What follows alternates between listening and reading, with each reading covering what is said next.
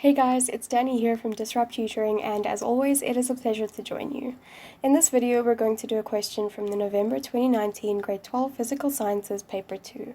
This question deals with the reaction represented by this balanced chemical equation. Aluminium reacts with sodium hydroxide to produce sodium aluminate and hydrogen gas. The first question asks us to determine the number of moles of aluminium metal present at the beginning of the reaction. We're given the mass of the piece of aluminium, so we'll use this equation to determine the number of moles. The number of moles is given by the mass of aluminium divided by the molar mass of aluminium, which can be found on the periodic table. So the number of moles is equal to 6.5 divided by molar mass of aluminium, which is 26.98 grams per mole. This gives us a number of moles of 0.24 moles of aluminium. The second question asks us to show that the sodium hydroxide is present in excess.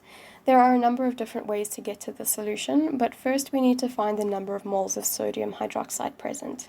Then we can compare the mole ratios present in the reaction to the mole ratios in the balanced equation. To find the number of moles of sodium hydroxide present, we must use this equation, since we're given the concentration and the volume of the sodium hydroxide. The number of moles is equal to the concentration times the volume, which is equal to 2.6 times the volume of the solution in decimeters cubed. Since we have the volume of the solution in centimeters cubed, we will first have to convert that to decimeters cubed. In 1 decimeter cubed, there are 1,000 centimeters cubed. And that means that to get from centimeters cubed to decimeters cubed, we need to divide by 1,000. And this gives us 0.4 decimeters cubed.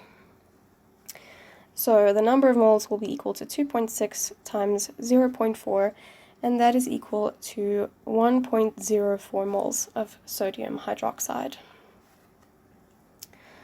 The mole ratio in the balanced equation is 2 moles of aluminium for every 6 moles of sodium hydroxide, or 1 to 3. If we find the equivalent mole ratio for the reaction based on the number of moles of aluminium, for every mole of aluminium,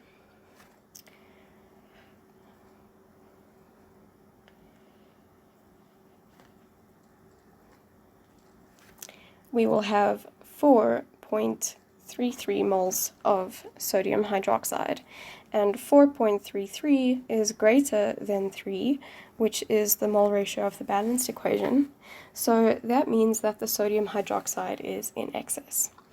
You could also use the mole ratio in the balanced equation to find the amount of moles of sodium hydroxide that are required to react with the amount of aluminium present. The next question tells us the percentage yield of the reaction and asks us to find the final concentration of the sodium aluminate solution.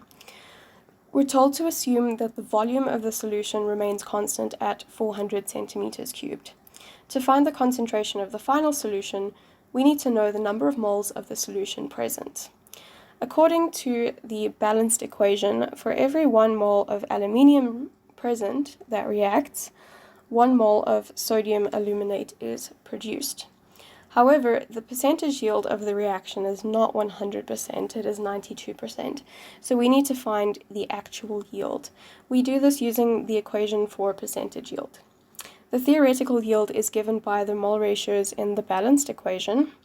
So as I said before, the ratio of aluminium to sodium aluminate is 1 to 1, and therefore the theoretical yield will be 0.24 moles of sodium aluminate. From these values, we can now find the actual yield, since the actual yield will be the theoretical yield multiplied by the percentage yield, and that gives us a number of moles as 0.2208 moles. So that is the actual yield of sodium aluminate. For the final step, we need to calculate the concentration from this equation, and that will be C is equal to N over V.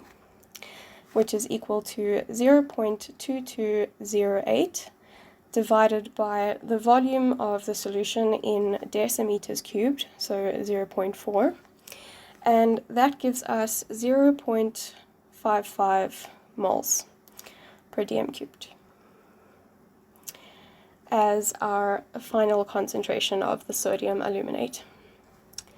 So before I go, I'd like to say a very special thank you to our epic sponsor for making this video possible. Read all about them in the description below. Be sure to visit our website for more of these epic tutorial videos. If you can't find the answer to your question, you can send us the question and we'll respond with a personalized video just for you. Until next time, stay epic.